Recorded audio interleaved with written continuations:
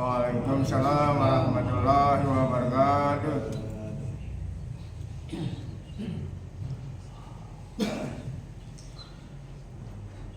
Bismillahirrahmanirrahim. Alhamdulillahirabbil alamin. Allahumma shalli wa sallim ala sayyidina Muhammadin wa ala alihi wa sahbihi ajma'in, amma ba'du. Fa inna asdaqal hadisi kitabullah wa khairal hadi hadi sayyidina Muhammadin sallallahu alaihi wasallam wa syarrul umuri muhdatsatuha wa kullu muhdatsatin bid'ah wa kullu bid'atin dhalalah wa kullu dhalalatin finnar. Subhanaka la ilma lana illa ma 'allamtana innaka antal alimul hakim. Rabbi shrah li sadri wa yassir li amri wahlul 'uqdatam min lisani yafqahu qawli. Amin. Alhamdulillah, sama-sama telah kita laksanakan sholat zuhur secara berjamaah, dilanjutkan dengan hadir di majlis ilmu. Mudah-mudahan rangkaian ibadah ini diterima dan dilipat gandakan pahala oleh Allah Subhanahu wa Ta'ala. Melanjutkan pembacaan kitab Irsyadul Ibad ila Sabilir Rasyad karangan Syekh Zainuddin bin Abdul Aziz bin Zainuddin Al-Maribari. Bismillahirrahmanirrahim. Qala al-mu'allif rahimahullahu ta'ala anhu wasyakhani an Abi Hurairah radhiyallahu ta'ala anhu laqad hamamtu an amura bis-salati fatuqama thumma amuru rajulan fayauman nasa thumma antaliku ma'i birijalin ma'hum hasmun min hatabin ila qaumin la yashhaduna al-jama'ata fa ahriqu alaihim buyutahum binnar. Hadirin yang dimuliakan oleh Allah, masih dalam pembahasan tentang pentingnya melaksanakan sholat secara berjamaah. Ada sebuah hadis yang diriwayatkan oleh Abu Hurairah radhiyallahu ta'ala anhu. Hadis ini kelihatannya ekstrim, padahal di dalamnya mengandung kasih sayang yang sangat luar biasa. Kata Nabi kita Muhammad SAW, hampir-hampir saja ketika sholat akan didirikan, aku suruh orang untuk berdiri menjadi imam. Kemudian ketika sholat ditegakkan, aku keliling bersama beberapa orang untuk patroli sambil membawa kayu bakar. Untuk apa kayu bakar itu? Untuk membakar rumah-rumah orang yang tidak mau ikut sholat berjamaah. Hadis ini jika dipahami secara tekstual akan mengesankan Nabi kita Muhammad SAW adalah seorang yang sangat kejam. Bisa dibayangkan kalau nggak sholat jamaah, rumahnya dibakar. Tapi sebenarnya hadis ini memiliki banyak hikmahnya, banyak pelajaran. Yang pertama, Nabi ingin menjelaskan kepada kita bahwa sholat berjamaah itu penting banget. Apa sih beratnya bagi kita untuk hadir ke masjid dari sekian waktu yang telah Allah berikan sehari-harinya? 24 jam Allah kasih ke kita. Dari 24 jam itu seakan terasa berat untuk menyisihkan waktu hadir di rumah Allah. Baitun min buyutillah, masjid ataupun musholla untuk kita melaksanakan sholat kewajiban fardu ain kita dilaksanakan secara berjamaah. Padahal kan sholat berjamaah itu untungnya buat kita, bukan buat Nabi, bukan juga buat Allah, bukan. Sholat berjamaah itu untungnya buat kita yang mau bersusah payah meluangkan waktu dan tenaga hadir sholat berjamaah. Yang dalam pembahasan sebelumnya sudah kita temukan riwayat berbanding 27 derajat dibandingkan sholat yang kita laksanakan sendiri. Dan dengan sholat berjamaah, potensi sholat kita diterima oleh Allah lebih besar dibandingkan kita sholat sendiri.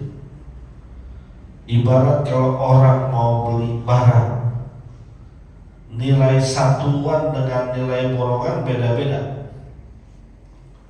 Kita sholat sendiri itu nilainya satuan, sholat berjamaah nilainya borongan. Kalau kita belanja barang, mohon maaf, belanja buah misalnya, kita belinya satuan, maka buah itu kita lihatin benar, teliti satu persatu. Jangankan bonyok, busuk dikit aja kita nggak mau. Itulah sholat kita. Kalau dikerjakan sendiri, itu kualitas sholatnya, tertib rukun dan lain sebagainya benar-benar diperhatikan. Namun kalau kita beli buah borongan, hitungannya peti, satu peti kita beli, maka semua yang ada di dalam peti buah tersebut ke bawah apa kita? Yang bagus ke bawah, yang manis ke bawah, yang rada asam ke bawah, yang rada busuk ke bawah, yang jelek, yang akhir ke bawah. Emang kita borongan. Termasuk sholat berjamaah begitu. Kalau hitungannya jemaah, mungkin ketika sholat ada salah seorang jemaah yang pikirannya kemana-mana, atau tertib rukunnya belum sempurna, tapi bicaranya borongan, keangkut semua. Yang bacaan Fatihahnya belum tapi bagus, belum fasih, karena ikut berjamaah diangkat juga. Itu keuntungan buat kita.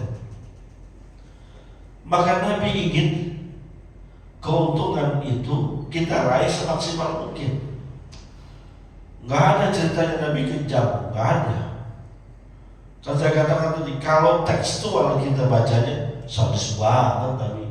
Rumah orang mau dibakar gara-gara tidak sholat berjamaah, bukan begitu. Nabi kita itu pengen keuntungan akhirat kita dapat, jangan sampai ketinggalan.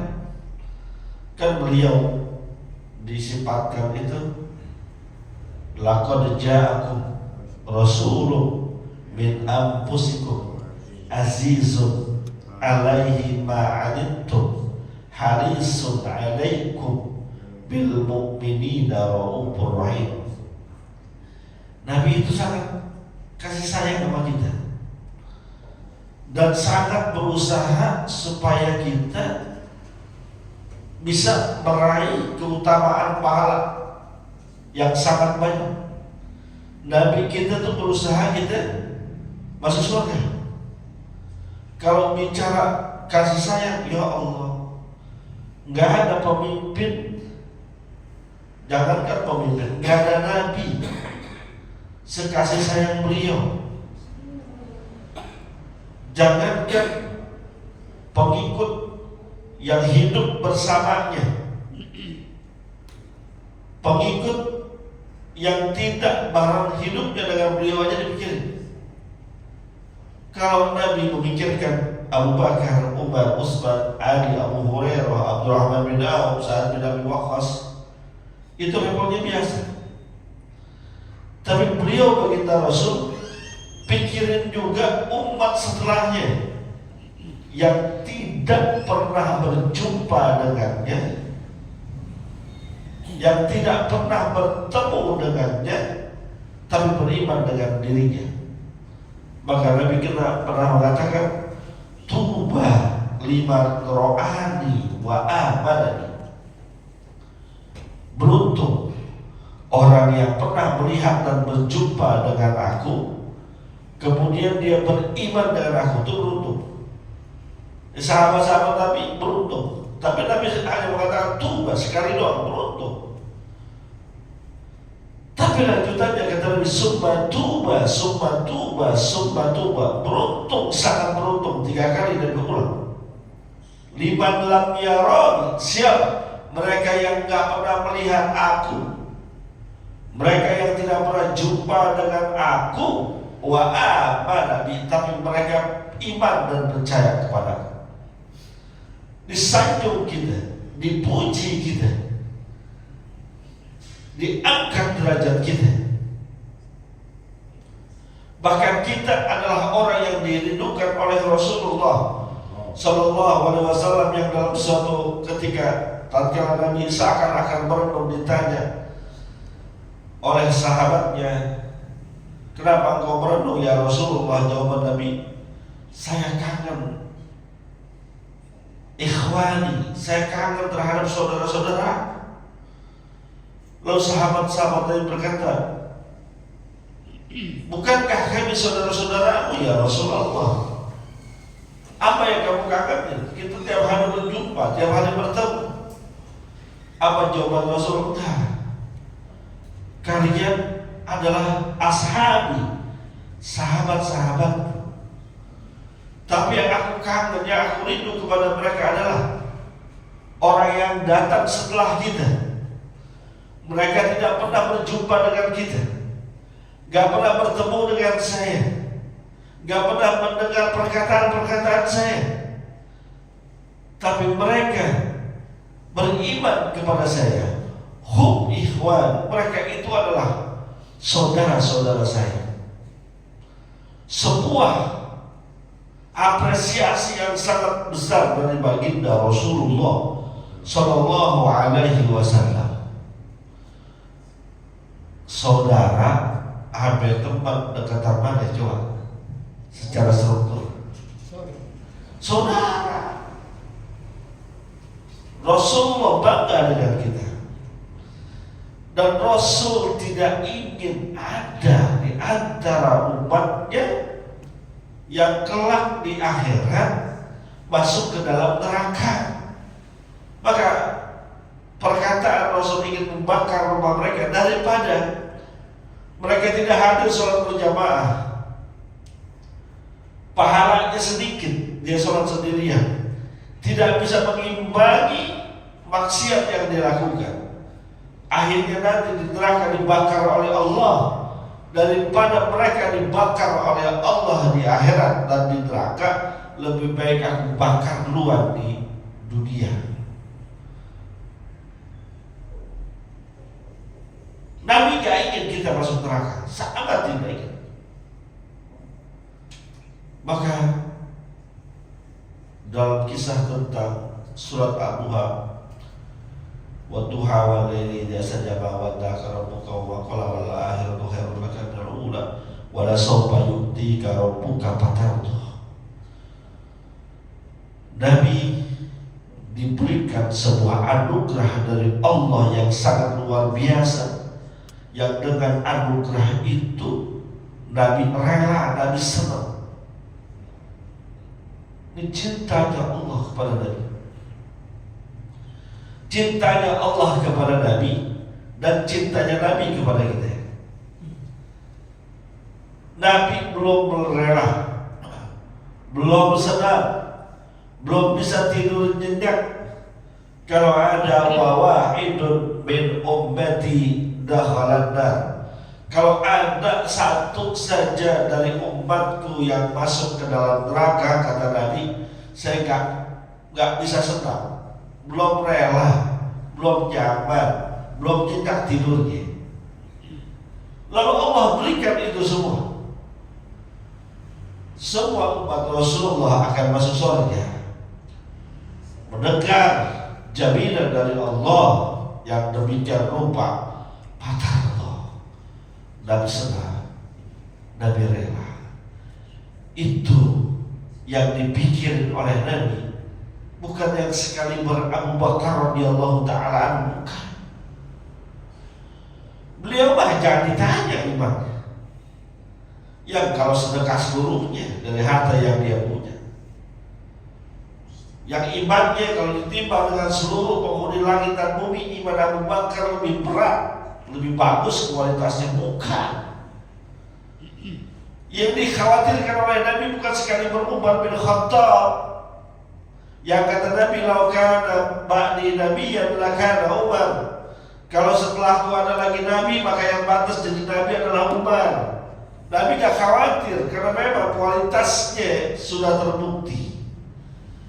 Nabi juga gak khawatir dengan Utsman bin Affan. Kenapa? Karena kalau udah urusan sedekah, Utsman juaranya. Gak ada orang zaman sekarang bisa bersedekah seperti Utsman. Nabi juga gak khawatir dengan Sayyidina Ali bin Abi Thalib, yang dalam sebuah hadis Nabi mengatakan, ana madinatul ilm wa aliyun babuha. Saya adalah kota ilmu dan Ali bin Abi Thalib adalah pintunya. Gerbang ilmu pengetahuan agama ada di Sayyidina Ali bin Abi Thalib. Yang kayak gitu Nabi gak khawatirkan. Yang dikhawatirkan oleh Nabi adalah umat yang datang setelahku, yang tidak melihat aku, yang tidak mendengar ucapan-ucapanku, dia beriman kepadaku, kemungkinan tergoda oleh syahwat, tergoda oleh bujuk rayu setan. Aku pikirin bagaimana mereka bisa masuk dalam surga. Makanya Nabi ancam begitu rupa, dahsyat luar biasa, kata Nabi. Itu hadis yang lain,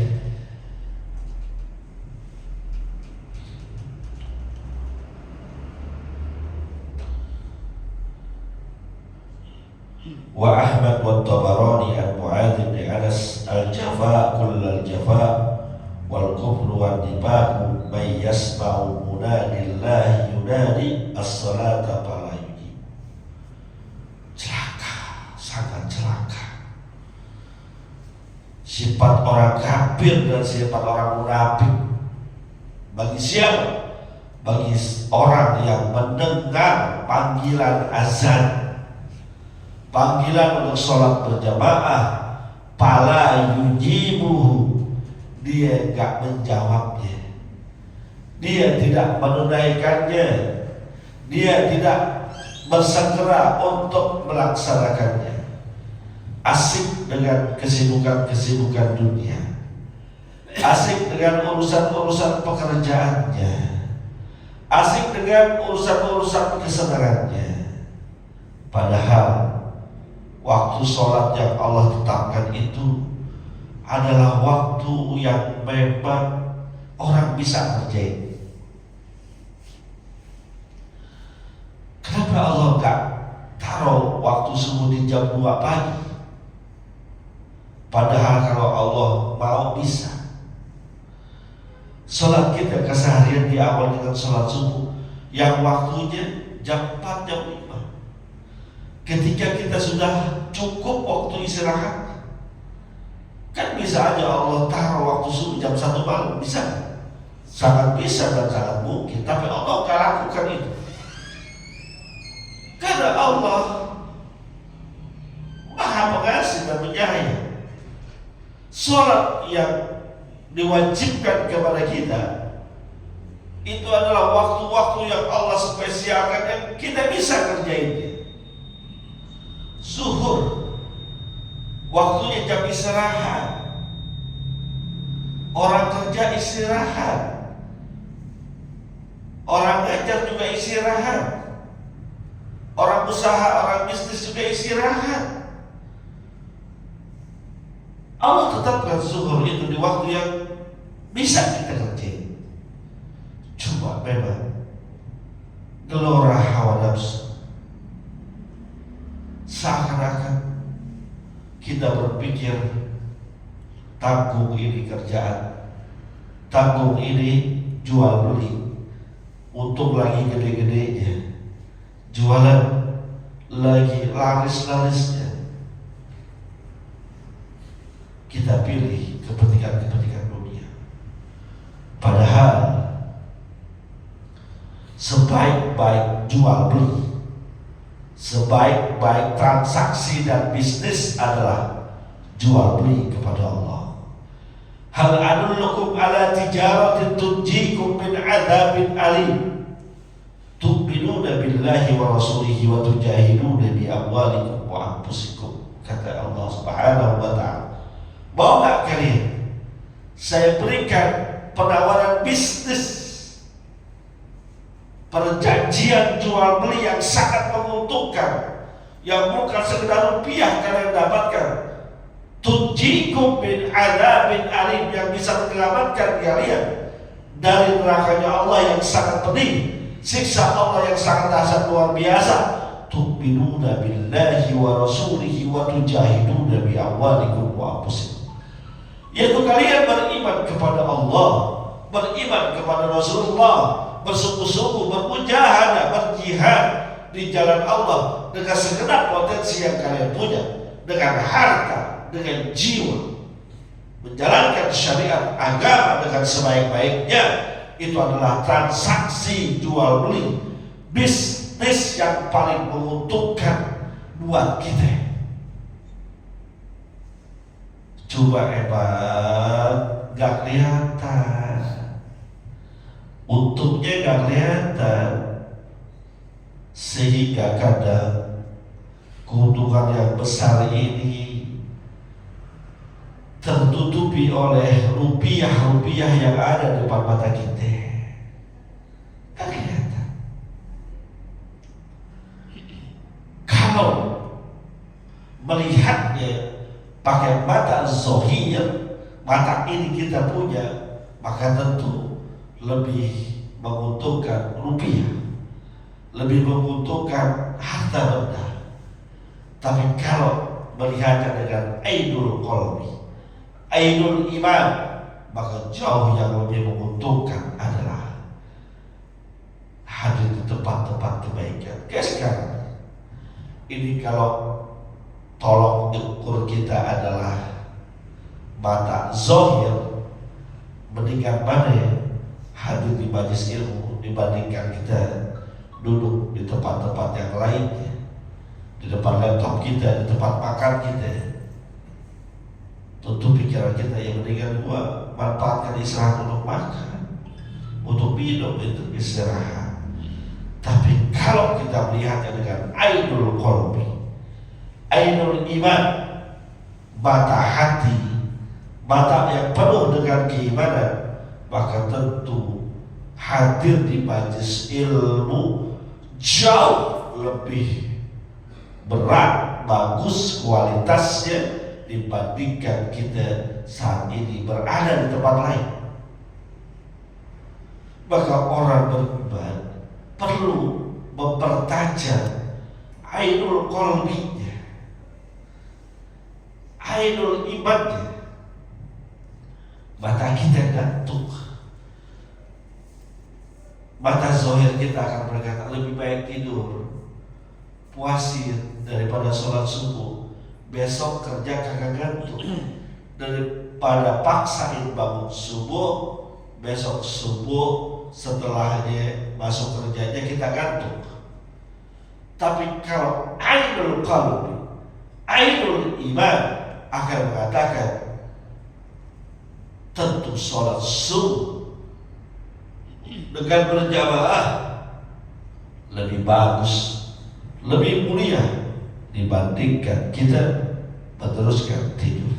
Wallahu a'lam bishawab. Sebelum saya tutup, silahkan kalau ada yang mau bertanya.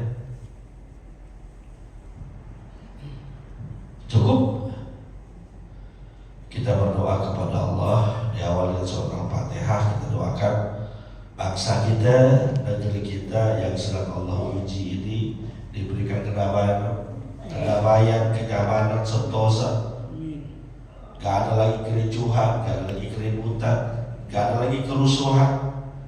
Bahwa yang kemarin biarkanlah berlalu, ke depan kita jaga persatuan. Jangan jadi orang yang suka merusak, jangan juga orang yang memicu kericuhan di mana-mana. Al-Fatihah.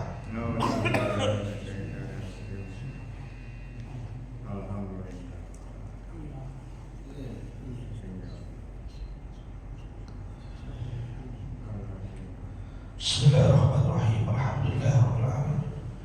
Allahumma shalli wa sallim ala sayyidina Muhammad wa ala ali sayyidina Muhammad.